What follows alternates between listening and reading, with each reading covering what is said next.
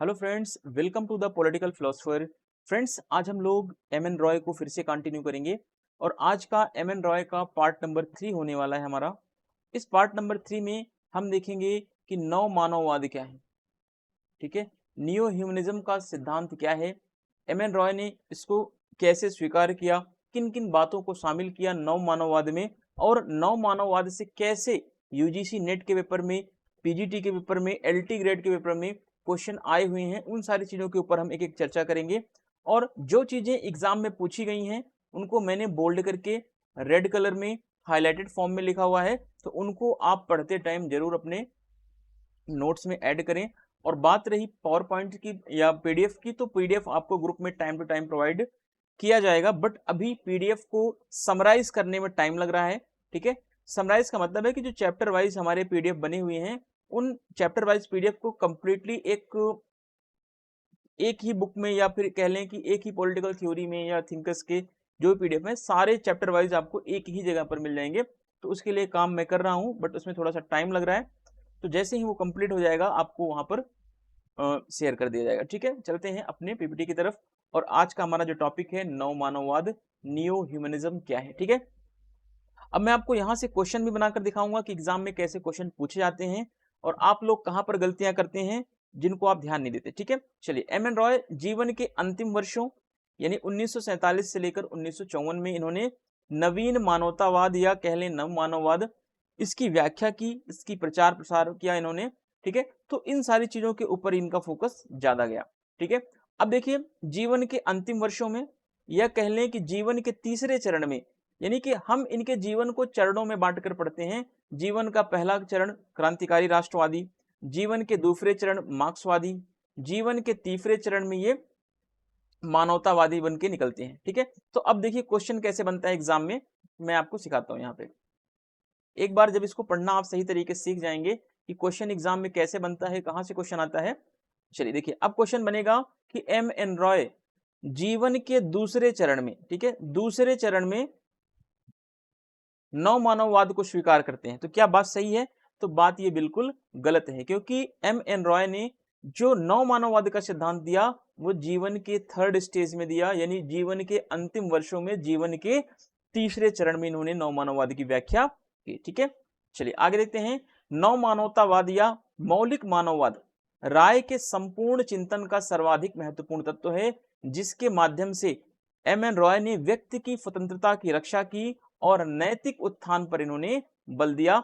तो नव मानववाद क्या है? नव मानववाद इनके चिंतन का एक मौलिक तत्व है, संपूर्ण इनके चिंतन का आधार है एम एन रॉय के। ठीक है, और इस नव मानवतावाद में या इस नव मानववाद में क्या है? व्यक्ति की स्वतंत्रता। एक चीज आप याद रखेंगे तो आपको बहुत ज्यादा फायदा मिलेगा कि नव मानववाद का मेन कॉन्सेप्ट क्या है कि व्यक्ति साध्य है। ध्यान रखना, व्यक्ति साध्य है, साधन नहीं, पहली चीज।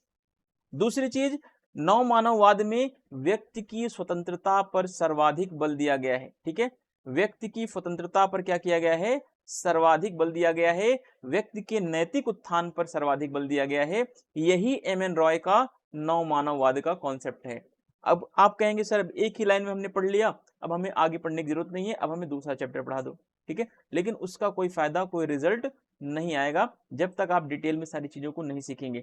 हो सकता है आप जीआईसी के एग्जाम में जा रहे हो, आपको एक लाइन तो पता है लेकिन उसके आगे की चीजें नहीं पता, तो आप 200 शब्दों में आंसर कैसे लिखेंगे? या आप कभी सिलेक्टेड हो जाएंगे teacher as a assistant professor, as a PGT lecturer, तो आप वहां पर लेक्चर अपना डिलीवर कैसे करेंगे? 2 घंटे 3 घंटे का 1 घंटे का लेक्चर जो होगा वो कैसे डिलीवर करेंगे एक लाइन्स में? नहीं। चलिए आगे देखते हैं। M N Roy was engaged in the interpretation and the propagation of a new humanism in the last years of his life, जो 1947 to 1954, यानी कि लाइफ का जो थर्ड फेज है, ठीक है, लाइफ का थर्ड फेज जो है इनका वो न्यू ह्यूमनिज्म से जुड़ा हुआ है।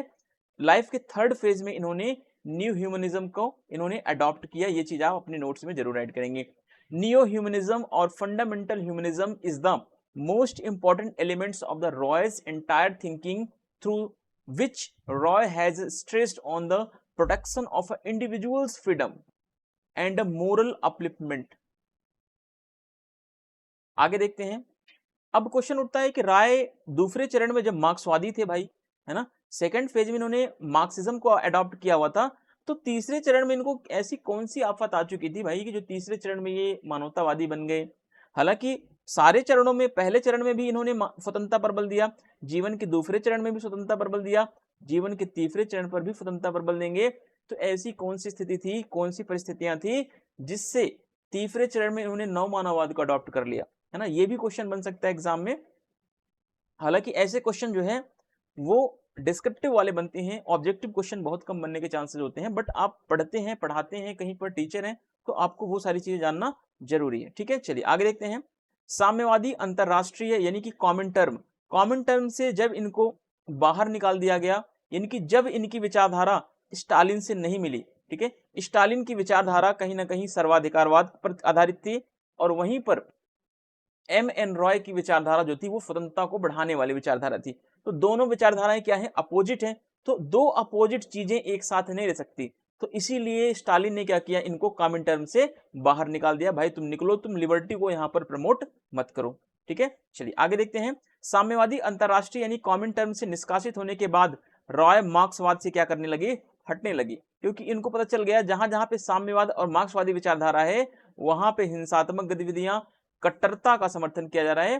ठीक है, तो ये मार्क्सवाद से हटने लगे, और भारतीय राजनीति में प्रवेश लेने के पश्चात इन्होंने पाया कि जब तक भारत में सांस्कृतिक एवं बौद्धिक क्रांति नहीं आएगी तब तक भारतीय मौलिक लोकतंत्र के सिद्धांत को नहीं समझ पाएंगे। तो अब इन्होंने कहा कि भैया हमें क्या करना है, हमें भारत में, ठीक है, हमें भारत में क्या करना है, भारत के लोगों को सांस्कृतिक और बौद्धिक रूप से मजबूत करना है। जब तक भारत के लोग सांस्कृतिक और बौद्धिक रूप से मजबूत नहीं होंगे तब तक वो मौलिक लोकतंत्र यानी लोकतंत्र का जो मूलभूत सिद्धांत है उसको समझ नहीं पाएंगे। यानी लोकतंत्र का मूलभूत सिद्धांत क्या है, स्वतंत्रता, समानता, बंधुत्व, है ना, ये सब क्या है, लोकतंत्र के मूलभूत सिद्धांत हैं। तो अब ये मूलभूत सिद्धांत लोगों को समझ में कैसे आए, तो इन्होंने कहा कि व्यक्ति का बौद्धिक विकास बहुत जरूरी है। ठीक है, व्यक्ति का इंटेलेक्चुअल विकास बहुत जरूरी है। इन्होंने कहा व्यक्तियों के अंदर भारत में पुनर्जागरण करना होगा, है ना, व्यक्ति के अंदर क्या करना पड़ेगा, पुनर्जागरण करना पड़ेगा, यानी व्यक्ति के सांस्कृतिक और बौद्धिक विकास को आगे बढ़ाना होगा। चलिए आगे देखिए। इसीलिए उन्होंने अपनी समस्त शक्ति बौद्धिक पुनर्जागरण में लगा दी, यानी कि लोगों के माइंड को विकसित करने में, लोगों के अंदर नैतिकता का विकास करने में, लोगों को तर्क चिंतन के प्रति जागरूक करने के लिए इन्होंने क्या किया, लोगों को अब बौद्धिक पुनर्जागरण की तरफ ले जाना शुरू कर दिया। क्योंकि इनको पता है कि बिना बौद्धिक पुनर्जागरण के, बिना बुद्धि विवेक के विकास के मौलिक लोकतंत्र की समझ क्या है, व्यक्तियों के अंदर नहीं आ सकती। ठीक है, तो लोकतंत्र को समझना है, लोकतंत्र में जीवन को चलाना है, तो बौद्धिक पुनर्जागरण अति आवश्यक है। चलिए, after being expelled from the communist international Comintern, Roy started moving away from the Marxism, and after entering the Indian politics, he found that unless there is a cultural intellectual revolution in India, Indians will not be able to understand the principle of a fundamental democracy. ठीक है, तो अब जब आप democracy पढ़ेंगे तो fundamental of democracy क्या है, फंडामेंटल डेमोक्रेसी में क्या क्या कॉन्सेप्ट्स हैं, उन कॉन्सेप्ट्स को आपको सीखना पड़ेगा। लिबर्टी, इक्वलिटी, जस्टिस, राइट्स, ये सब क्या है, फंडामेंटल डेमोक्रेसी है। ठीक है, therefore he put all energy into the intellectual Renaissance. अब इन्होंने क्या किया, इन्होंने अपनी जितनी भी एनर्जी थी उसको रेनेसा में लगा दिया, इंटेलेक्चुअल रेनेसा में इन्होंने लगा दिया, यानी कि बौद्धिक, यानी लोगों के मन मस्तिष्क का विकास करने के लिए उन्होंने अपना संपूर्ण दर्शन या संपूर्ण फोकस कर दिया। आगे आगे देखते हैं। नव मानववाद का उद्देश्य जिसका उद्देश्य क्या है, नव मानवतावाद का मार्ग प्रशस्त करना था। ठीक है, अब यानी कि जो इन्होंने बौद्धिक विकास किया, बौद्धिक विकास का उद्देश्य क्या था कि नव मानवतावाद को आगे बढ़ाना। नव मानवतावाद तभी आगे बढ़ेगा जब व्यक्ति स्वतंत्र होगा, जब व्यक्ति तार्किक होगा, ध्यान देना, जब व्यक्ति विवेकशील होगा।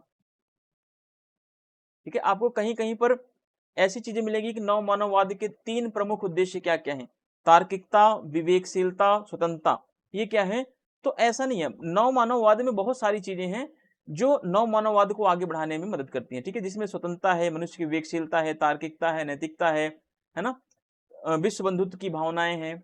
तो बहुत सारी चीजें हैं जो नव मानववाद को आगे बढ़ाने में मदद करती है। तो इन्होंने कहा कि जो बौद्धिक विकास है, बौद्धिक विकास का उद्देश्य क्या है कि नव मानववाद को हम आगे बढ़ाएंगे बौद्धिक विकास के माध्यम से।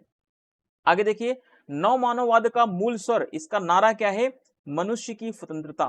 ठीक है, नव मानववाद का मूल स्वर क्या है? मनुष्य की स्वतंत्रता है, जो उनकी सृजनात्मक शक्तियों के प्रयोग में निहित है।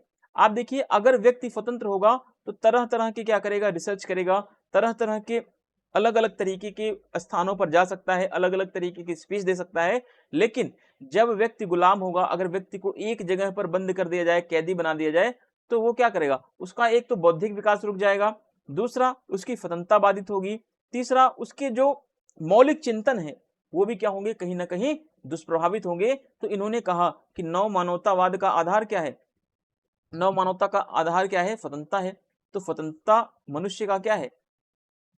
मेन ऑब्जेक्टिव है। ठीक है, तो व्यक्ति को स्वतंत्र करने में इनका मेन उद्देश्य रहा है नव मानवतावाद के माध्यम से।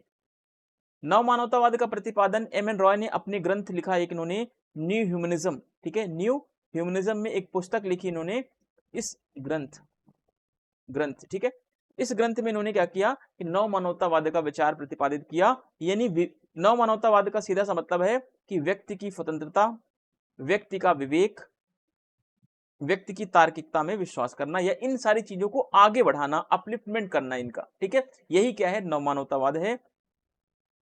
आगे देखते हैं, रॉय ने निम्नलिखित रचनाओं में भी नव मानववाद की संकल्पना का प्रतिपादन किया है। जैसे इन्होंने कुछ और बुक्स लिखी हैं, जैसे the problem of the freedom. ठीक है, स्वतंत्रता में कौन कौन समस्याएं आती हैं, उसमें भी इन्होंने नव मानवतावाद का विचार दिया है। क्योंकि फ्रीडम क्या है? फ्रीडम नव मानवतावाद का सार है। ठीक है, साइंस एंड फिलोसफी की बात करते हैं, ये इन्होंने बुक लिखी साइंस एंड फिलोसफी, इसमें भी इन्होंने न्यू ह्यूमनिज्म का कॉन्सेप्ट दिया है। लेकिन जो इनकी मेन बुक है न्यू ह्यूमनिज्म मैनिफेस्टो, जो 1945 में आई है, इसमें इन्होंने वास्तविक रूप में सही तरीके से जो है नव मानववाद का विचार दिया है। बाकी सारी पुस्तकों में इनके नव मानववाद के विचार तो मिलते हैं, ठीक है, लेकिन जो सही तरीके से है वो न्यू ह्यूमनिज्म में ही मिलता है। ठीक है, अगली बुक है इनकी रीजन, रोमांटिसिज्म एंड रेवोल्यूशन। ठीक है, ये दो पार्ट्स में डिवाइड होती है, एक 1948 में आती है, फिर एक 1952 में ये पब्लिश होती है। तो दोनों पार्ट्स या कह सकते हैं इन सारी बुक्स में जो है एम एन रॉय ने न्यू ह्यूमनिज्म का कॉन्सेप्ट भर भर के दिया हुआ है। ठीक है, चलिए आगे देखते हैं।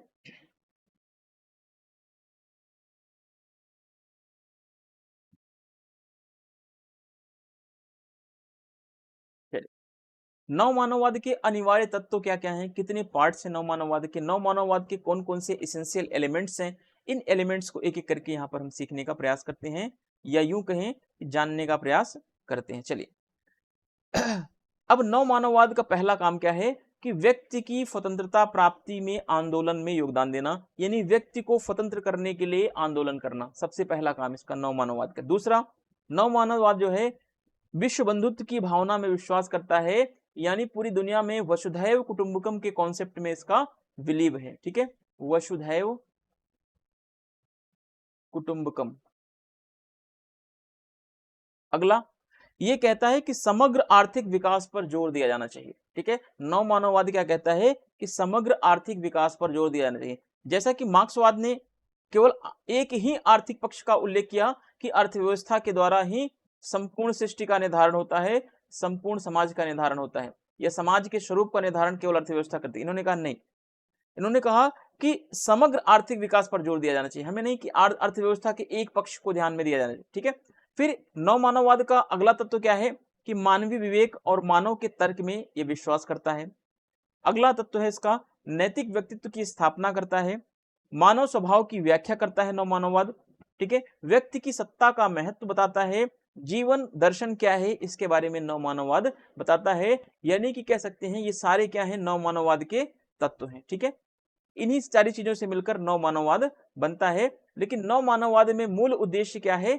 व्यक्ति की स्वतंत्रता है, व्यक्ति का विवेक है, व्यक्ति का तर्क है। चलिए आगे देखते हैं।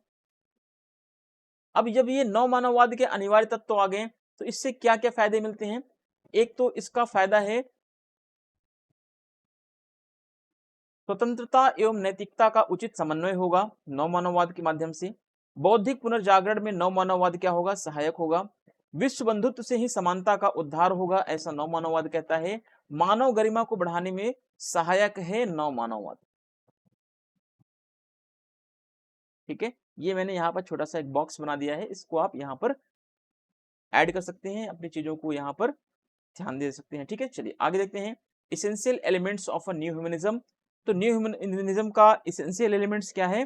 तो movement for a individuals freedom, believe in the spirit of universal brotherhood, emphasis on overall economic development, faith in human reason and direction, discretion, establishment of a moral personality, explanation of a human nature, and importance of a individual's power and a philosophy of life। इसके बारे में जो है new humanism बताता है, या कह लें कि इसके एलिमेंट्स हैं ये सारे। ठीक है, अब इसके फायदे क्या है न्यू ह्यूमनिज्म के? तो proper coordination and freedom and the morality की बात करता है ये। हेल्पफुल एंड इंटेलेक्चुअल रिलेंसा की आगे बढ़ाने की बात करता है। Salvation of humanity is a possible only through the world brotherhood की बात करता है, कि जब वर्ल्ड ब्रदरहुड आ जाएगा तभी जो है हमें साल्वेशन जो है सही तरीके से मिल पाएगी। ठीक है, helpful in enhancing of human dignity, तो ये ह्यूमन डिग्निटी को आगे बढ़ाने में भी न्यू ह्यूमनिज्म मदद करता है। ठीक है, चलिए अब हम देखते हैं एक एक करके, इन्हीं सारी चीजों को हम डिटेल में पढ़ेंगे कि नव मानववाद के जो अनिवार्य तत्व हैं उन्हीं को हम एक एक करके पढ़ेंगे। पहले पढ़ेंगे व्यक्ति की स्वतंत्रता प्राप्ति के लिए आंदोलन, ये कैसे है, क्यों है। उसके बाद एक एक करके सारे पॉइंट्स को हम लगभग 1 2 3 4 7 8 लगभग 8 पॉइंट्स हैं। ठीक है, इन 8 पॉइंट्स को हम एक एक करके यहाँ पर डिस्कस करेंगे, और आज की वीडियो सीरीज में आप इन्हीं सारे पॉइंट्स के ऊपर अच्छे से देखेंगे, और आपको कैसे एग्जाम में क्वेश्चन बनते हैं, कहाँ से एग्जाम में क्वेश्चन बने हुए हैं, उन सारी चीजों के ऊपर भी यहाँ पर जो हाईलाइटेड फॉर्म में हैं, जो बोल्ड हैं, जो रेड है, उनके बारे में एग्जाम में ये जो आया हुआ है उसके बारे में आप यहाँ पर देख पाएंगे। ठीक है, व्यक्ति की स्वतंत्रता प्राप्ति का आंदोलन नव मानववाद कैसे है। ठीक है, यह व्यक्ति की स्वतंत्रता प्राप्ति का आंदोलन जो है वो नव मानववाद का तत्व है, कैसे, इसके बारे में देखते हैं। आगे देखते हैं।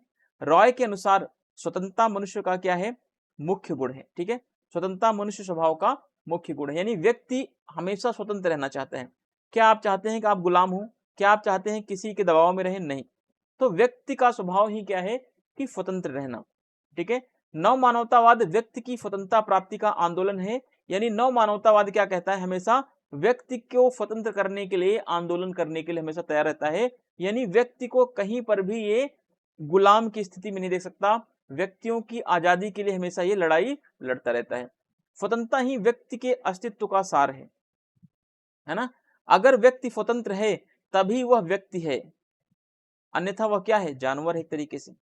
ठीक है, तो इन्होंने कहा कि स्वतंत्रता ही व्यक्ति के अस्तित्व का सार है। अगर व्यक्ति स्वतंत्र नहीं होगा तो उसका अस्तित्व भी नहीं होगा। ठीक है, तो ये एक मानवतावाद या नव मानवतावाद का बिल्कुल बहुत ही सटीक वर्णन आपको देखने को यहाँ पर मिलेगा। अब देखिए आगे अरविंदो कहते हैं कि स्वतंत्रता के बिना स्वतंत्रता के बिना न केवल व्यक्ति के व्यक्तित्व का विकास रुक जाता है, बल्कि राज्य एवं समाज का विकास भी अवरुद्ध हो जाता है। तो उन्होंने कहा स्वतंत्रता बहुत जरूरी है। ठीक है, क्योंकि बिना स्वतंत्रता के न तो आप अपना विकास कर पाएंगे और न ही आप समाज का विकास कर पाएंगे। तो स्वतंत्रता व्यक्ति और समाज दोनों के लिए आवश्यक है। चलिए आगे देखते हैं। According to Roy, freedom is the main quality of a human nature.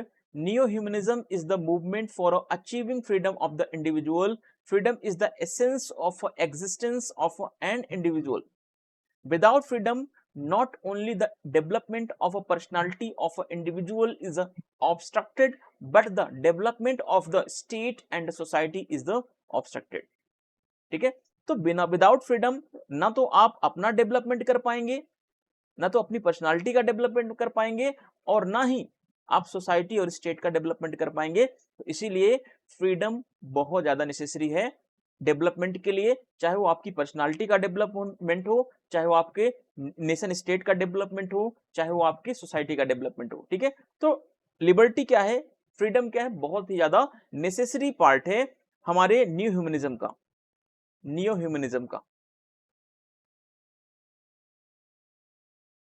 चलिए आगे देखते हैं। रॉय ने आर्थिक स्वतंत्रता की तुलना में, ध्यान रखना यहां से एग्जाम में क्वेश्चन बनने के हमेशा चांसेस बने रहते हैं। रॉय ने आर्थिक स्वतंत्रता की तुलना में बौद्धिक स्वतंत्रता को सर्वोपरि माना है, किंतु स्वतंत्रता का अर्थ नियंत्रण का अभाव नहीं माना। ठीक है, तो इन्होंने आर्थिक स्वतंत्रता की तुलना में व्यक्ति की बौद्धिक स्वतंत्रता को इन्होंने सर्वोपरि स्थान दिया है। रॉय के अनुसार स्वतंत्रता व्यक्ति में क्या करती है, चेतना जागृत करती है, व्यक्ति में समझ बढ़ाती है, व्यक्ति में तर्क का विकास करती है। ठीक है, जिसके कारण व्यक्ति क्या करता है, अपने अधिकारों और अपने हितों के प्रति सजग होता है, सचेत होता है। तो स्वतंत्रता कितने फायदेमंद है। ठीक है, तो स्वतंत्र होगा व्यक्ति, एक तो अपना विकास कर पाएगा, अपने विकास के साथ साथ समाज का विकास कर पाएगा। फिर व्यक्ति के अंदर स्वतंत्रता चेतना को भी आगे बढ़ा रही है। ठीक है, स्वतंत्रता के माध्यम से व्यक्ति अपने अधिकारों, अपने हितों के प्रति भी क्या हो रहा है, सजग हो रहा है। ठीक है, अगर आप आज स्वतंत्र हैं तो आप अपने अधिकारों की डिमांड कर पा रहे हैं, अपने अधिकारों की मांग कर पा रहे हैं। अगर यही स्वतंत्रता आपसे छीन ली जाए तो आप अपने अधिकारों की मांग नहीं कर सकते। ठीक है, तो नॉर्थ कोरिया के लोग स्वतंत्र नहीं है क्योंकि वो अपने अधिकारों की डिमांड नहीं कर सकते। चलिए आगे देखते हैं। अरविंद घोष के अनुसार स्वतंत्रता मनुष्य में ईश्वर द्वारा रोपित एक मूल प्रवृत्ति है। यह कथन क्या है, एग्जाम में पूछा गया है, नेट के पेपर में। ठीक है, ये पीजीटी के पेपर में भी क्वेश्चन आया हुआ है। ठीक है, तो अभी अरविंद घोष कह रहे हैं कि जो स्वतंत्रता है, स्वतंत्रता को ईश्वर ने क्या कर दिया है, मनुष्य के अंदर बैठा दिया है। ईश्वर के द्वारा रोपित क्या है, मनुष्य के अंदर एक मूल प्रवृत्ति है स्वतंत्रता, जिसको ईश्वर ने क्या रख रखा है, मनुष्य के अंदर भर रखा है। तो इसको जब ईश्वर ने स्वतंत्रता को मनुष्य के अंदर भर रखा है, रोपित किया हुआ है, तो हम कौन होते हैं इस स्वतंत्रता को किसी से छीनने वाले। चलिए आगे देखते हैं। Roy considered intellectual freedom to be more important than the economic freedom. ठीक है, इंटेलेक्चुअल फ्रीडम क्या है रॉय के लिए, ज्यादा इंपॉर्टेंट है बजाय इकोनॉमिक फ्रीडम के। But freedom does not mean absence of the control. ठीक है, according to Roy, freedom awakens consciousness in a person due to which a person becomes aware of his rights and interest. According to Aurobindo Ghosh, Aurobindo Ghosh कहते हैं freedom is a basic instinct planted in man by the god. ठीक है, तो ये अरविंद घोष का statement है, unit के ऊपर पूछा गया है। लेकिन आप ध्यान रखना, आप पढ़ क्या रहे हो, एम एन रॉय। ठीक है, एम एन रॉय को आप पढ़ रहे हो। तो यहां पर स्वतंत्रता से जुड़ा हुआ एक विचार, एक थॉट जो है, ये कह लें कोटेशन जो अरविंद घोष का था, यहाँ पे मैंने इनपुट किया है। चलिए आगे देखते हैं। जबकि रॉय हॉब्स व डार्विन द्वारा प्रतिपादित जीवन व आत्मरक्षा की जैविक प्रवृत्ति को स्वतंत्रता का मूल स्रोत मानते हैं। ठीक है, अब अस्तित्व रक्षण के लिए मनुष्य ने प्रकृति व जंगली जानवरों से जो संघर्ष किया, इसी संघर्ष की प्रक्रिया में स्वतंत्रता का आवेग सुदृढ़ हुआ। ठीक है, यानी कि स्वतंत्रता, अब एम एन रॉय का मानना है कि स्वतंत्रता तब आया जब व्यक्ति ने अपने जीवन रक्षण के लिए दूसरों से संघर्ष किया, या कह लें जंगली जानवर से संघर्ष किया, या कह लें बुरे व्यक्तियों से संघर्ष किया। तो जब संघर्ष किया, संघर्ष क्यों किया, क्योंकि अपने आप को सरवाइव करने के लिए, अपने आप को सुरक्षित रखने के लिए, अपने आप को स्वतंत्र रखने के लिए। ठीक है, अब देखो कोई जानवर दूसरे जानवर से डरता क्यों है या भागता क्यों है, क्योंकि उसको पता है अगर मैं शेर के पास जाऊंगा तो शेर हमारी स्वतंत्रता को क्या करेगा, समाप्त कर देगा। यानी कि हमें वो तो एक तो खा सकता है या हमारा भक्षण कर सकता है, या तो हम क्या कर सकते हैं, हम उसके पास इसलिए नहीं आते हैं क्योंकि हम, हमारी स्वतंत्रता क्या होगी, बाधित होगी। जो हम आज स्वतंत्र रूप से विचरण कर रहे हैं वो हमारी एक तरीके से बाधित हो जाएगी। Whereas the biological instinct of the life self-defense populated by Roy Hobbes and Darwin is considered the basic source of the freedom, the impulse of freedom is strengthened in the process of the struggle that man wages with the nature and wild elements for the survival. अब हमने पहला point पढ़ लिया। अब दूसरा देखेंगे, विश्व बंधुत्व की भावना में विश्वास। ये कौन करता है, ये करता है नव मानववाद।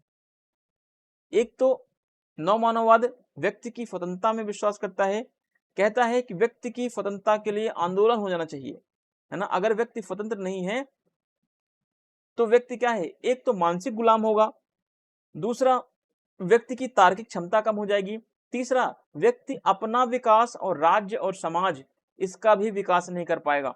तो स्वतंत्र रहना व्यक्ति का बहुत जरूरी है, क्योंकि स्वतंत्रता के अभाव में ना तो व्यक्ति अपना विकास, ना ही समाज का, ना ही राष्ट्र का विकास कर सकता है। ठीक है, चलिए, विश्व बंधुत्व की भावना में विश्वास करता है नव मानववाद। ठीक है, राय राष्ट्रवाद को एक संकीर्ण विचारधारा मानते हैं। ये कहते हैं राष्ट्रवाद क्या है, छोटी सोच की विचारधारा। जो राष्ट्रवाद को मानते हैं वो सोच, छोटी सोच को मानने वाले लोग हैं। तो राष्ट्रवाद क्या है, एक संकीर्ण विचारधारा को प्रदर्शित करता है, यानी राष्ट्रवाद की जो सोच है एक सीमित भौगोलिक क्षेत्र तक सीमित होती है। ठीक है, और वहीं पर एम एन रॉय क्या मानते हैं, ये इनका विश्वास क्या है, इनका विश्वास तो विश्व बंधुत्व की भावना में है, अंतरराष्ट्रवाद में है। एम एन रॉय विश्व बंधुत्व को महत्ता प्रदान करते हुए कहते हैं कि इससे व्यक्ति का सर्वांगीण विकास संभव हो सकेगा। ठीक है, तो इनका विश्वास जो है वो राष्ट्रवाद में नहीं है, बल्कि इनका विश्वास विश्व बंधुत्व की भावना में है। ये कहते हैं जब दुनिया के सभी लोग एक साथ आएंगे तभी जो है वास्तविक रूप में क्या होगा, सबका साथ सबका विकास होगा। ऐसा नहीं कि आप एक छोटे से देश इंडिया में रह रहे हैं तो इंडिया के साथ आपका कोऑर्डिनेशन अच्छा है सभी लोगों के साथ तो आपका विकास नहीं, बल्कि यही कोऑर्डिनेशन हमें क्या करना है, यही कोऑर्डिनेशन हमें पूरे विश्व स्तर पर ले जाना है, जिससे हमारा क्या होगा, विश्व बंधुत्व या वसुधैव कुटुंबकम की भावना आगे बढ़ेगी। अब देखिए, वह राष्ट्रवाद के बंधन से परे एक सार्वभौमिक समुदाय की बात करते हैं। कौन, M N Roy. M N Roy कह रहे हैं कि भाई हमें जो है राष्ट्रवाद के बंधन से निकलना है। क्यों, क्योंकि राष्ट्रवाद एक छोटी सोच है। ठीक है, हमें क्या करना है, हमें सार्वभौमिक समुदाय यानी विश्व समुदाय में जुड़ना है, हमें विश्व समुदाय के साथ हमें कोऑर्डिनेशन को आगे बढ़ाना है। रॉय का मानना था कि राष्ट्रवाद मानसिक संकीर्णता, प्रतिक्रियावाद व हिंसा को बढ़ावा देता है ना। तो ऐसा क्वेश्चन बन सकता है कि एम एन रॉय ने राष्ट्रवाद को सर्वोपरि माना है, सर्वोपरि माना है। क्या बात सही है, तो बिल्कुल गलत हो जाएगा, क्योंकि राष्ट्रवाद को ये सर्वोपरि नहीं मानते, बल्कि ये विश्व बंधुत्व में विश्वास करते हैं, ये अंतरराष्ट्रवाद में विश्वास करते हैं। ये कहते हैं कि राष्ट्रवाद क्या है, राष्ट्रवाद तो एक बहुत छोटी सोच है, हमें राष्ट्रवाद के इस छोटी सोच से बाहर निकलना चाहिए, हमें विश्व बंधुत्व या हमें जो है वसुधैव कुटुंबकम की तरफ आगे बढ़ना चाहिए। ठीक है, चलिए, believe in the spirit of universal brotherhood. Roy considers nationalism to be a narrow ideology. He gives importance to universal brotherhood and says that it will make all-round development of a person possible. He talks of a universal community beyond the bondage of a nationalism. Roy believed that nationalism promotes mental narrowness, reactionism and violence. ठीक है, तो जो bold करके लिखा गया है वो most important है। इन सारी चीजों को आप एक एक करके अपने नोट्स में ऐड रखेंगे, क्योंकि अब देखो फायदा क्या होगा आपका, जब आप इतना डिटेल में चीजों को पढ़ेंगे तब आपको ये पता चलेगा कि इसमें तो बहुत सारी बातें, हर लाइन में अलग अलग नई नई बातें यहाँ पर सीखने को मिल रही हैं। प्लस दूसरी चीज, जब मैं आपको क्वेश्चन बनाऊंगा एम एन रॉय के ऊपर, लगभग 15 से 20 क्वेश्चन चैप्टर के एंड में बनाऊंगा। ठीक है, तो उस 15 से 20 क्वेश्चन में इस डिटेल चीजों को क्या करूंगा, मैं निकालूंगा और वहां से क्वेश्चन बनाऊंगा। तब देखना आपकी एक तो तैयारी पूरे चैप्टर की हो जाएगी, दूसरा आप गलतियां भी वहीं से करेंगे, है ना। इसीलिए जरूरत है आपको बार बार रिवीजन करने की। चलिए आगे देखते हैं। राष्ट्रवाद का आधार जातिगत विद्वेष है, अतः नव मानववाद विश्व राज्य का समर्थन करता है। तो इन्होंने कहा कि जो राष्ट्रवाद है वो जातिगत भेदभाव पर आधारित है ना। तो हमें जातिगत भेदभाव और राष्ट्रवाद की जो छोटी सोच है इससे हमें बाहर निकल के हमें नव मानवतावाद की आगे बढ़ना है, यानी कि हमें विश्व राज्य की ओर आगे बढ़ना है, यानी कि हमें वसुधैव कुटुंबकम की तरफ आगे बढ़ना है, यानी कि हमें विश्व बंधुत्व की तरफ आगे बढ़ना है। ठीक है, चलिए रॉय के अनुसार नव मानवतावाद वैश्विक है, यानी ये नव मानववाद का जो विचार है ये क्या है, विश्व स्तर पर है। आध्यात्मिक रूप से स्वतंत्र मानवों का वैश्विक राष्ट्रमंडल है ये नव मानववाद। ठीक है, चलिए रॉय के अनुसार राष्ट्रवाद एक पुराना वो सड़ा गला आदर्शवाद है। ये भी नेट के पेपर में क्वेश्चन पूछा गया है। ठीक है, तो ये चीज ध्यान रखना, क्योंकि जो बोल्ड करके लिखा जा रहा है, जो रेड करके लिखा जा रहा है, वहां से निश्चित तौर पर क्वेश्चन बनने के हमेशा चांसेस हैं, या तो वो क्वेश्चन बने हुए हैं या पर उन पर क्वेश्चन बनने के चांसेस बने हुए हैं। ठीक है, चलिए, the basis of a nationalism is a racial hearted hatred and hence neo-humanism supports the world state. According to Roy, neo-humanism is a global commonwealth of a spirituality independent humans. According to Roy, nationalism is an old and a rotten idealism. तो ये चीज ध्यान रखना कि nationalism का इन्होंने विरोध किया है और इन्होंने समर्थन किसका किया है? वर्ल्ड स्टेट का, वर्ल्ड स्टेट का, या कह लें कि विश्व बंधुत्व का, या कह लें अंतरराष्ट्रवाद का समर्थन किया है इन्होंने। ठीक है, चलिए आगे देखते हैं।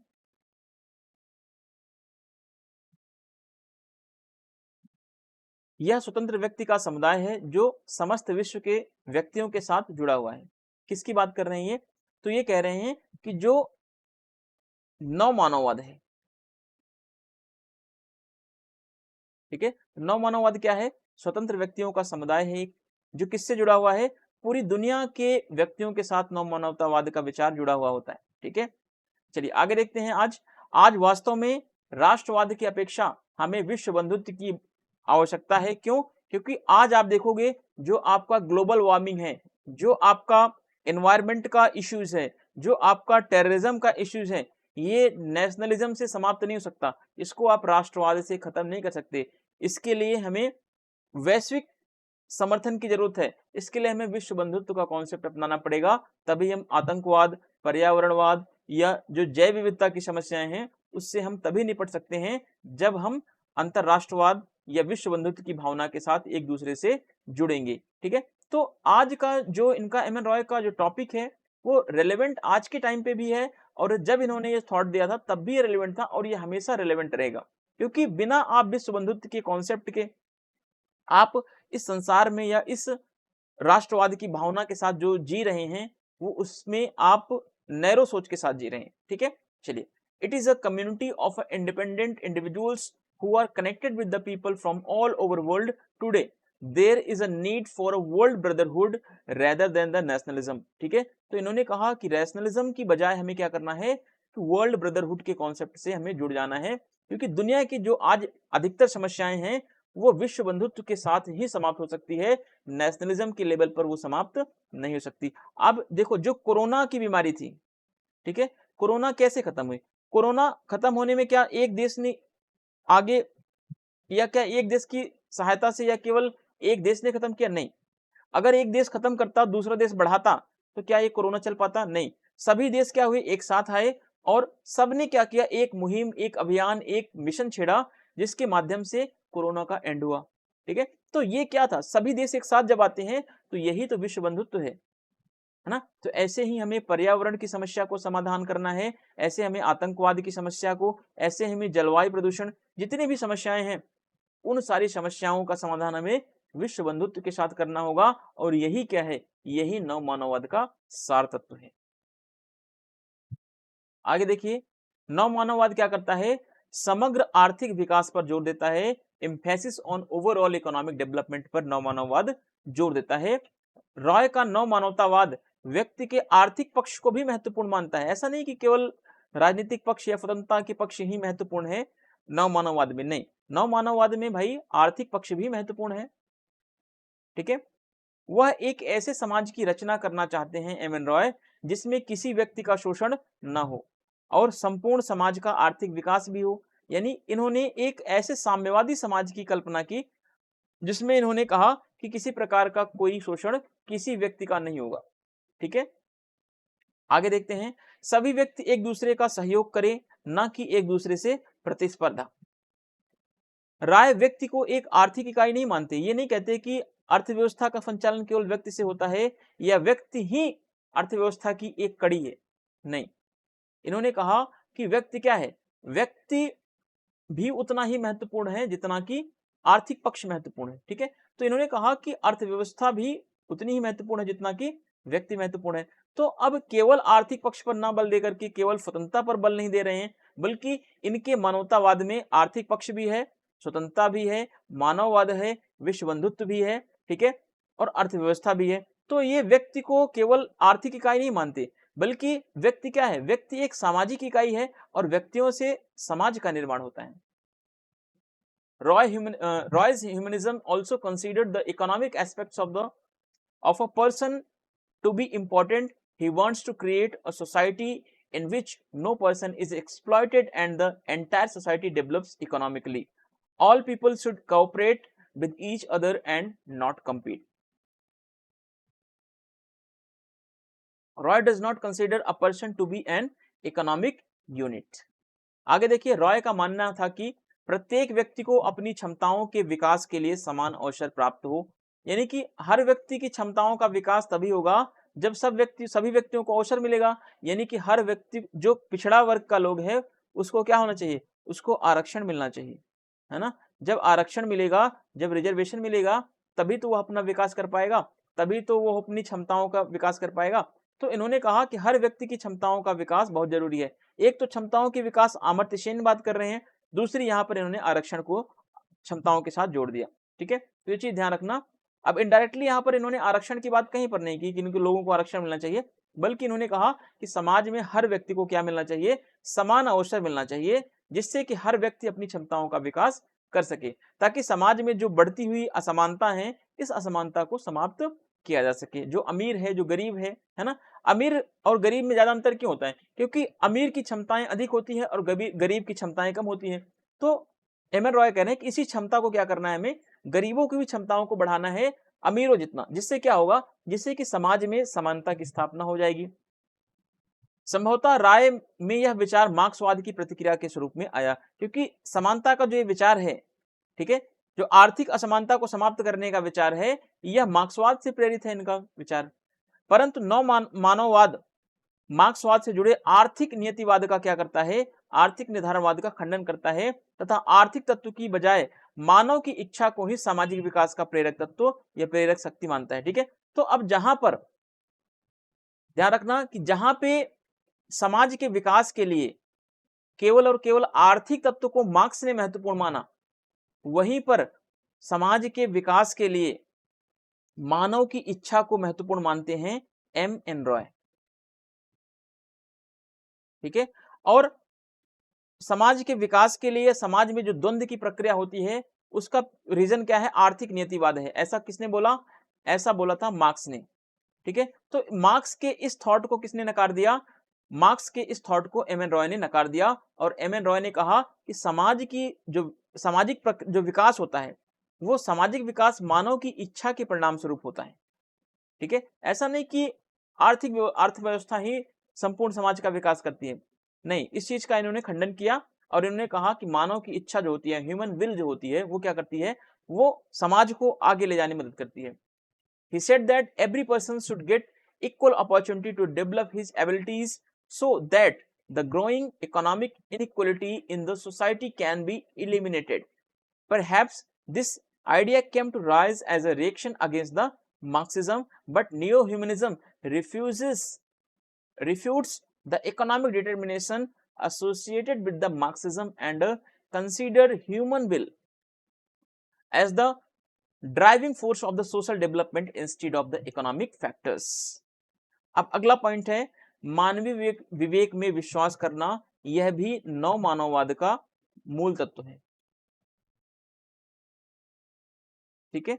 रॉय के अनुसार मनुष्य स्वभाव से क्या होता है, विवेकशील होता है, बौद्धिक प्राणी होता है, तथा बुद्धि व्यक्ति का मौलिक और विशिष्ट तत्व होता है, ऐसा एम एन रॉय ने नव मानववाद में बोला है, ठीक है। आगे देखिए, रॉय व्यक्ति की बौद्धिक शक्ति में पूर्ण विश्वास करता है या करते हैं, ठीक है, करता नहीं अच्छा लगेगा इनके ऊपर, चलिए। तो रॉय ने कहा, रॉय का जो मानना है, मानते हैं कि व्यक्तियों का बौद्धिक विकास, ठीक है, बौद्धिक शक्ति बहुत जरूरी है।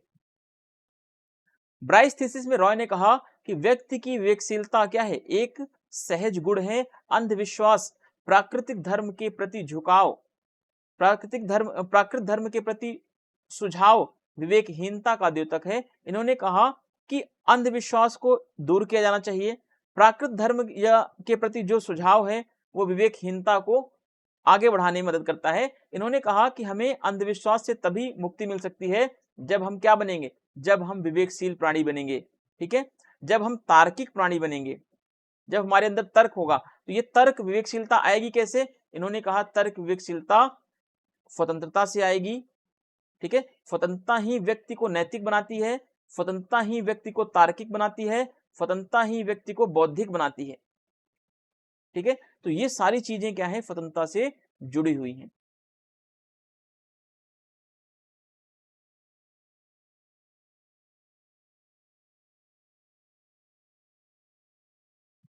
चलिए आगे देखते हैं। Belief in human conscience sorry according to Roy, man is a prudent by the nature, intelligence is a fundamental and a special elements of the person. Roy has full faith in the intellectual power of a person. In Bryce thesis, Roy said that prudence of a person is an innate quality, superstitions and suggestion towards the natural religion are indicative of lack of a prudence. अब इन्होंने कहा कि जैसे जैसे व्यक्ति के ज्ञान का आधार नवीन आविष्कार किए, ठीक है, जैसे जैसे व्यक्ति के ज्ञान के आधार पर नवीन आविष्कार हुए, है ना, जैसे जैसे पहले जो पोप था, ठीक है, जो चर्च का पुजारी था पोप से लोगों ने पूछा कि साहब कि ये पेड़ है, ठीक है, ये क्या है, ये पेड़ है, इस पेड़ से फल नीचे क्यों गिर रहे हैं? तो इस पोप ने बोला भाई आदमी नीचे हैं, सीधी सी बात है, खाने वाले लोग नीचे हैं, तो फल क्या ऊपर थोड़ी जाएगा, है ना, तो फल नीचे ही गिरेगा। तो सब लोगों ने बात मान लिया पोप की, हाँ भाई ठीक है, पोप जो कहता है सही है। लेकिन न्यूटन एक दिन पेड़ के नीचे लेटे हुए थे, तो आम ऊपर से गिरा, इन्होंने ध्यान दिया कि भाई यार, है ना, ऊपर ही आम क्यों नहीं जा रहा, ये आम नीचे ही क्यों जा रहा है?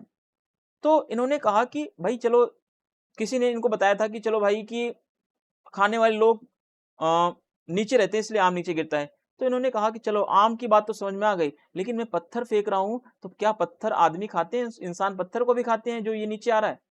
यानी कि इन्होंने ट्राई किया कि सारी चीजें क्या आ रही हैं, नीचे आ रही हैं, ऊपर फेंक रहे हैं नीचे आ रही हैं, ऊपर फेंक रहे हैं नीचे आ रही हैं, है ना। इन्होंने कहा कि इस धरती के अंदर, इस पृथ्वी में क्या होता है, ग्रेविटी होती है ना, गुरुत्वाकर्षण बल होता है, ना कि कोई खाने वाले लोग नीचे हैं तो इसलिए, है ना। तो इन्होंने एक सिद्धांत दिया। फिर उन्होंने क्या बताया कि लोगों का जो अंधविश्वास था पोप के प्रति, वो अंधविश्वास टूटा। कैसे? विज्ञान के आने से। इन्होंने विज्ञान का सहारा लिया। इन्होंने बताया कि भैया आम ही नहीं, आप कोई भी चीज ऊपर फेंकोगे वो नीचे आ रहा है, तो क्या हम वो सारी चीजें खा रहे हैं जो ऊपर फेंक रहे हैं? नहीं, ठीक है। इन्होंने बताया कि धरती के अंदर क्या होता है, हमारे अर्थ में ग्रेविटी फोर्स होता है, ग्रेविटेशनल फोर्स की वजह से सारी चीजें क्या आती है, नीचे आती है। फिर उन्होंने बताया कि भाई अगर किसी वस्तु को बहुत तेजी से फेंका जाए, मीटर प्रति सेकंड स्क्वायर से, ठीक है, 11 मीटर प्रति सेकंड स्क्वायर के आसपास से अगर फेंका जाए, आई थिंक, तो वो नीचे नहीं आएगी, वो अंतरिक्ष में चली जाएगी, ठीक है। तो उस सारी चीजों का इन्होंने जो अंधविश्वास था उसका खंडन किया। कैसे किया? विज्ञान के आधार पर, ठीक है, ज्ञान के आधार पर इन्होंने नए नए आविष्कार किए। उन वैज्ञानिक आविष्कारों के माध्यम से इन्होंने अविश्वास को समाप्त करने की कोशिश की। तो वैसे इन्होंने, एम एन रॉय ने बताया कि जैसे जैसे व्यक्ति के ज्ञान के आधार पर नई नई चीजों का आविष्कार होगा, वैसे वैसे पुरानी चीजें जो अंधविश्वास के आधार पर हम लोग मानते आ रहे हैं, उसका भी क्या होगा, समापन होगा। आगे देखते हैं। नव मानवतावाद क्या करता है? नैतिक व्यक्तित्व की स्थापना में विश्वास करता है, establishment of a moral personality में बिलीव करता है। रॉय के अनुसार नैतिकता व्यक्ति का एक स्वाभाविक लक्षण है, यह व्यक्ति में विवेकशीलता का परिणाम है। यानी अब देखो, अब यहां पर क्या कह रहे हैं कि जो नैतिकता आती है व्यक्ति के अंदर, क्यों आती है? तो इन्होंने कहा कि व्यक्ति विवेकशील है, व्यक्ति के अंदर ज्ञान है, व्यक्ति के अंदर तर्क है, इसीलिए व्यक्ति क्या है, इसीलिए व्यक्ति एक नैतिक प्राणी है, इसीलिए व्यक्ति को पता है क्या सही है क्या गलत है। नैतिकता का मतलब क्या है? नैतिकता का मतलब यही है भाई कि क्या सही है क्या गलत है। अगर आप इसमें अंतर कर पाते हैं तो आप क्या है, एक नैतिक व्यक्ति हैं। तो सही और गलत के बीच अंतर आप कैसे कर पाएंगे? जब आपके अंदर विवेक होगा, जब आपके अंदर बुद्धि होगा, जब आपके अंदर तर्क करने की क्षमताएं होंगी, है ना। तो विवेकशीलता क्या कर रही है? विवेकशीलता या विवेक क्या कर रहा है, यह बताने का प्रयास कर रहा है कि व्यक्ति नैतिक होगा या अनैतिक होगा। तो नैतिकता की परिभाषा को तय कौन कर रहा है? विवेकशीलता कर रहा है। यदि व्यक्ति नैतिकता विहीन है तो मानववादी दर्शन का कोई मूल्य नहीं रह जाता, मानवतावाद का फिर कोई उद्देश्य नहीं रह जाता। इसीलिए व्यक्ति को, मानवतावाद को अगर आगे बढ़ाना है, नव मानवतावाद के विचार को आगे ले जाना है, तो व्यक्ति को क्या करना पड़ेगा? विवेकशील और नैतिकता का आचरण अपनाना पड़ेगा। ठीक है, नैतिकता और विवेकशीलता पूर्ण ही व्यक्ति सुदृढ़ सामाजिक व्यवस्था का निर्माण कर सकता है। यानी जिसके अंदर नैतिकता होगी, जिसके अंदर विवेकपूर्णता होगी, वही व्यक्ति एक मजबूत समाज का निर्माण कर पाएगा। व्यक्ति में अच्छाई के प्रति झुकाव जो आता है वो किसी भय के कारण नहीं आता, बल्कि स्वाभाविक रूप में होना चाहिए। ठीक है, तो इन्होंने कहा कि व्यक्ति में अच्छाई के प्रति जो झुकाव है किसी भय के कारण नहीं, बल्कि स्वाभाविक रूप से होना चाहिए कि भाई ये अच्छी चीज है, ये सही चीज है, तो हमारा इसके प्रति समर्पण है। जो गलत है उसके प्रति हमारा कोई समर्पण नहीं, उसको हम क्या करेंगे, उसका विरोध करेंगे। ठीक है, तो एम एन रॉय कह रहे हैं कि भाई कोई चीज सही है तो उसको हम सही इसलिए मान रहे हैं क्योंकि हमारा स्वभाव उसमें है कि भाई सही को सही और गलत को गलत मानेंगे। आगे देखिए, according to Roy, morality is a natural characteristics of a person. It is the result of a prudence in a person. If a person is devoid of morality, then humanistic philosophy has a no value. Only a person with the morality and the prudence can build a strong social system. The inclination towards goodness in a person should not be due to any fear but should be natural. आगे देखिए, नवमानववाद की अगली जो विशेषता है वो है मानव स्वभाव की व्याख्या करता है नवमानववाद। रॉय ने व्यक्ति को स्वार्थी नहीं माना है। जैसे हॉब्स ने कहा व्यक्ति क्या होता है, व्यक्ति जन्म से झगड़ालू, स्वार्थी, ऐसा होता है। तो अब रॉय कहते हैं कि व्यक्ति स्वार्थी नहीं होता, और रॉय का मानना है कि मनुष्य स्वभाव से क्या है, विकासवान है। इसका स्वभाव से क्या है, ये विकास हमेशा करना चाहता है, उसमें विकास की प्रवृत्ति हमेशा बनी रहती है। आप भी क्या करते हैं, आप भी विकासवान है। कैसे, आप आज आपने एम एन रॉय पढ़ा, कल आप अरविंदो पढ़ेंगे, कल गांधी पढ़ेंगे, परसों कुछ और पढ़ेंगे, तो हमेशा आप विकास की अवस्था में आगे बढ़ते रहते हैं। ठीक है, रॉय के अनुसार मानव स्वभाव में क्या होता है, विवेक होती है, स्वतंत्रता एवं नैतिकता, ये प्रमुख तत्व हैं। ध्यान रखना कि ये पेपर में पूछ सकता है कि रॉय के अनुसार मानव स्वभाव में तीन तत्व कौन कौन से हैं, विवेक है, स्वतंत्रता है और नैतिकता। ठीक है, याद रखना, विवेक, स्वतंत्रता और नैतिकता मानव स्वभाव के तीन तत्व हैं, आपको ये याद रखना है। ठीक है,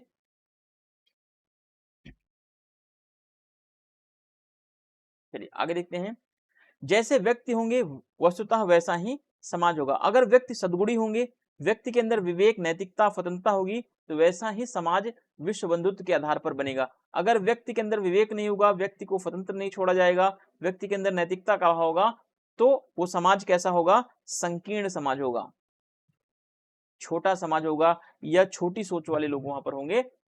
explanation of human nature, Roy has, कहीं कहीं राय, कहीं कहीं पर रॉय। ठीक है, तो जहां पर ऐसा लगा होगा वो रॉय होगा, और जहां पर ऐसा नहीं लगा है वो राय है। ठीक है, तो कंटेंट कई सारी बुक से लिया गया है, तो कहीं किसी बुक में राय लिखा हुआ है, किसी बुक में रॉय लिखा गया है, तो ध्यान दीजिएगा इस बात का, राय रॉय सब एक ही है। ठीक है, Roy has not considered man to be selfish, he believes that man is a progressive by nature, he always had a tendency to progress.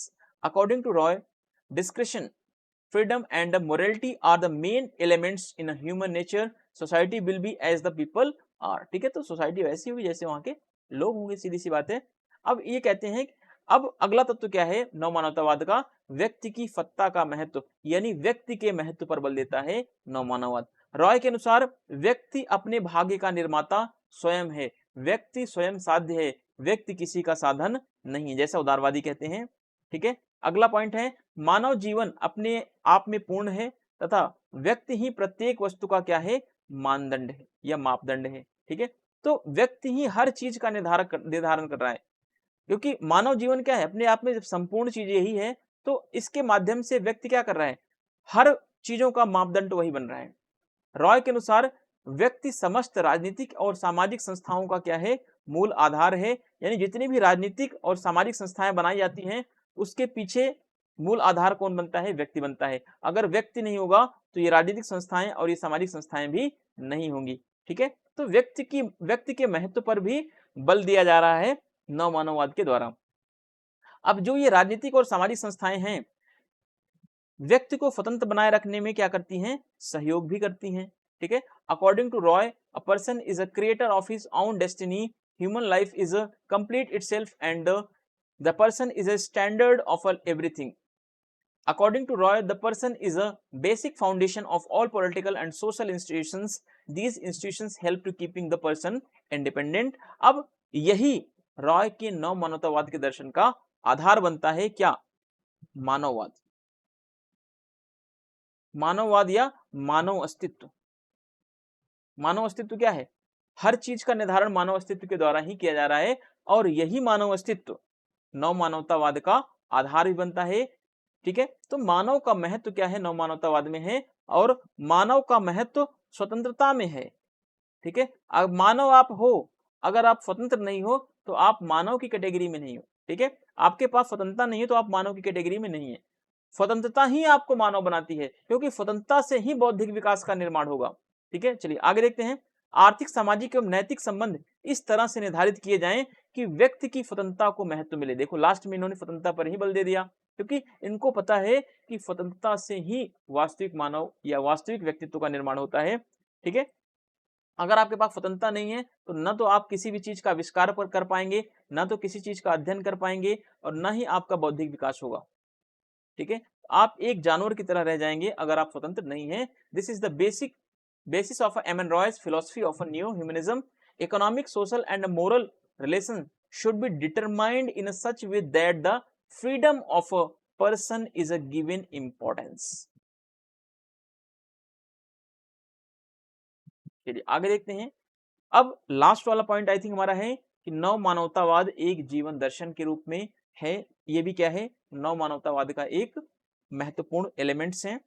राय द्वारा प्रतिपादित नव मानवतावाद का सिद्धांत केवल दर्शन पर आधारित न होकर व्यक्ति जो जीवन जीना सिखाता है, व्यक्ति को जो जीवन जीना सिखाता है, क्योंकि इसमें व्यक्ति को केंद्र बिंदु मानकर उसकी गरिमा बढ़ाने पर बल दिया गया है। तो नव मानववाद का जो दर्शन है, नव मानववाद का दर्शन, या क्वेश्चन ऐसा बन सकता है कि नव मानववाद क्या है, नव मानववाद के दर्शन से आप क्या समझते हैं, ऐसा भी क्वेश्चन बन सकता है।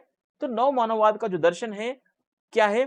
इसमें व्यक्ति को केंद्र बिंदु माना गया है, व्यक्ति की स्वतंत्रता पर बल दिया गया है, विश्व बंधुत्व के कॉन्सेप्ट पर बल दिया गया है, व्यक्ति की गरिमा, व्यक्ति का विवेक, व्यक्ति का तर्क बढ़ाने पर, व्यक्ति का बौद्धिक विकास करने पर बल दिया गया है। यही नव मानववाद का दर्शन है। ये चीज आप ध्यान रखेंगे। ठीक है, रॉय यह नहीं मानते हैं कि सृष्टि का निर्माण किसी दैवी शक्ति से हुआ है, यानी जो संसार है इसको ईश्वर ने नहीं बनाया। ठीक है, बल्कि उनका स्पष्ट मत है कि व्यक्ति ही मानव जाति का क्या है? मूल है। यानी जो सृष्टि आप देख रहे हो, जो आप समाज आप देख रहे हो, जो ये संसार देख रहे हो, इसके पीछे कौन है? मानव है। क्योंकि जितनी भी संस्थाएं बनी हैं, चाहे वो राजनीतिक हो, चाहे वो आर्थिक हो, चाहे वो सामाजिक संस्थाएं हैं, उन सब का मापदंड कौन है? उन सब का मापदंड या उन सब का निर्धारक एक ही व्यक्ति है, यानी मानव। ठीक है, चलिए आगे देखते हैं। अब ये मुझे नहीं पता कि आप चीजों को कितना कनेक्ट कर पा रहे हैं, कितना कनेक्ट नहीं कर पा रहे हैं, है ना। चीजें क्योंकि बहुत डीपली हैं, जितना आप सीखते जाएंगे, आप शॉर्ट नोट्स जरूर बनाते जाइए। The principle of a neo-humanism propounded by the Roy is not based on a philosophy alone, but teaches a person how to live his life, because in this the emphasis on is increasing the dignity of a person by considering him as a central point. Roy does not believe that the creation of the world has been done by the some divine power. इन्होंने कहा कि जो ये हमारा world है, जो हमारा ये संसार है, ये किसी डिवाइन पावर के द्वारा क्रिएशन इसका नहीं हुआ, बल्कि इसको ह्यूमन बीइंग ने खुद बनाया है। ठीक है, his clear opinion that the person is a origin of the human race. Roy ने अपने दर्शन में, ध्यान रखना कि रॉय का जो दर्शन है, कौन सा दर्शन हम पढ़ रहे हैं? नव मानववाद का दर्शन। तो रॉय ने अपने नव मानववाद के दर्शन में क्या क्या जोड़ा है? देखो, विवेकशीलता, नैतिकता, वैज्ञानिकता, बौद्धिक शक्ति, स्वतंत्रता और विश्व बंधुत्व की भावना आदि को इन्होंने प्रमुख स्थान दिया हुआ है अपने नव मानववाद के दर्शन में। ठीक है, रॉय ने लोगों को प्रेम व विश्वास पर आधारित समुदाय के निर्माण की बात कही, जिसमें मानव अपना जीवन सुखमय बना सके। ठीक है, तो इन्होंने विश्व बंधुत्व का कॉन्सेप्ट दिया, विश्व बंधुत्व के माध्यम से ही नव मानववाद को आगे बढ़ा सकता है। इन्होंने राष्ट्रवाद के सिद्धांत को नकार दिया, क्योंकि राष्ट्रवाद का सिद्धांत क्या कर रहा है? राष्ट्रवाद का सिद्धांत संकीर्णता को आगे बढ़ा रहा है। इस प्रकार नव मानवतावाद राय की प्रमुख देन है, जिसका मूल आधार स्वतंत्रता, बौद्धिक शक्ति, नैतिकता और जो मानव जीवन की अनिवार्य आवश्यकताओं में बात करता है, या मानव जीवन की अनिवार्य आवश्यकताओं में ये सारी चीजें पाई जाती हैं। In his philosophy Roy has given the prime importance of the prudence, morality and the scientific approach. Scientific approach, intellectual power, freedom, feeling of a universal brotherhood. Roy talked about the building and a community based on the love and trust of the people in which human can make their lives happy. Thus, neo-humanism is a Roy's main contribution to the basic foundation of which is the freedom, intellectual power and the morality, which are the essential needs of a human life. अब हम इतना हमने नव मानववाद पढ़ लिया। अब ये मानववाद आखिर है क्या, है ना, इसका इतिहास क्या है, इसका बैकग्राउंड कहां से निकला है, ये चीज थोड़ा सा हम देख सकते हैं। मानववाद का जो इतिहास है बेसिकली इसमें व्यक्ति की गरिमा, व्यक्ति के महत्व को ही स्वीकार किया गया है, ठीक है, यानी व्यक्ति को ही साध्य माना गया है। एक चीज अगर बात करें तो व्यक्ति ही क्या है, साध्य है। नव मानववाद का या मानववाद का जो इतिहास है व्यक्ति को महत्वपूर्ण मानता है और कहता है व्यक्ति के अलावा जो भी चीजें हैं वो सब क्या है, साधन मात्र हैं, ठीक है। मानववाद वह सिद्धांत है जो धर्म, जाति या राष्ट्र या अन्य किसी सत्ता की बजाय मानव की गरिमा व मानव के मूल्य को सर्वोच्च स्थान देता है। यानी कि मानववाद के इतिहास में मानव ही क्या है, सर्वोच्च है, मानव की स्वतंत्रता, मानव की गरिमा, मानव का व्यक्तित्व। जैसा कि सोफिस्ट विचारक हैं प्रोटागोरस, इन्होंने कहा था कि मनुष्य ही प्रत्येक वस्तु का क्या है, मापदंड है, ऐसा प्रोटागोरस के द्वारा कहा गया है। इमैनुअल कांट, ठीक है, आदर्शवादी विचारक, इन्होंने भी कहा कि मनुष्य अपने आप में साध्य है, वह किसी दूसरे के साध्य का साधन नहीं हो सकता, कोई दूसरा उसे अपना गुलाम नहीं बना सकता, ठीक है। पाश्चात्य दर्शन में प्रोटागोरस, मोर, बाकुनिन, हर्डर, इन सब जो विचारक हैं इन सब में मानवतावादी प्रवृत्ति आपको दिखाई पड़ेगी। इनके विचारों में आपको मानवतावाद का सिद्धांत दिखाई पड़ेगा। यानी कि प्रोटागोरस, मोर, बाकुनिन, हर्डर, इन सब के विचारों में आपको मानव की गरिमा, मानवीय मूल्यों को सर्वोच्च स्थान दिया गया है। यूनान के जो स्टोइक विचारक थे, स्टोइक का मतलब जो विरक्तिवादी थे ना, जो एपिक्यूरियस थे, जो भोगवादी विचारक थे, तथा भारतीय दर्शन में आप चारवाक दर्शन, बौद्ध में आप देखेंगे, बौद्ध दर्शन में, चारवाक दर्शन में भारत में देखेंगे तो यहाँ पे भी आपको मानवतावाद के विचार या मानवीय दर्शन के विचार आपको दिखाई पड़ेंगे। तो आप मानववाद का इतिहास देखेंगे तो भारतीय दर्शन में, चारवाक दर्शन में, बौद्ध धर्म में, है ना, यहाँ पर आपको मानवीय विचारों का एक श्रृंखला या मानव विचारों की एक सीरीज दिखाई पड़ेंगी। और पाश्चात्य दर्शन में आप जाओगे, यूनान में जाओगे, आपको स्टोइक्स मिलेंगे, एपिक्यूरियंस मिलेंगे, जिनके विचारों में आपको मानवीय मूल्य दिखाई पड़ेंगे, मानवीय गरिमा का सर्वोच्च स्थान दिखाई पड़ेगा, यानी कि मानववाद का चिंतन आपको दिखाई पड़ेगा, ठीक है।